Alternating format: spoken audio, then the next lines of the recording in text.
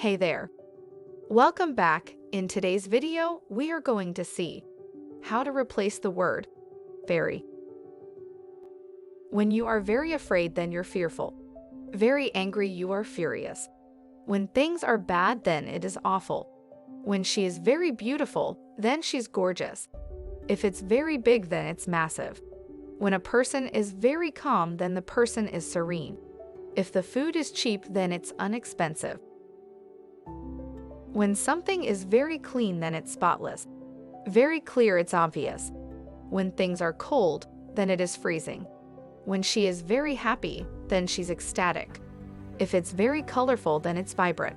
When a person is very confused, then the person is perplexed. If the dog is cute, then it's adorable. When something is very dirty, then it's filthy. Very easy, it's effortless. When things are expensive, then it is costly. When he is very hungry, then he's starving. If it's very important, then it's crucial. When a food is very good, then the food is excellent. And if the boy is glad, then it's overjoyed. And that's all for now. Don't forget to like, subscribe, and comment. If you want English lessons e-books, send us a message. That's all for now.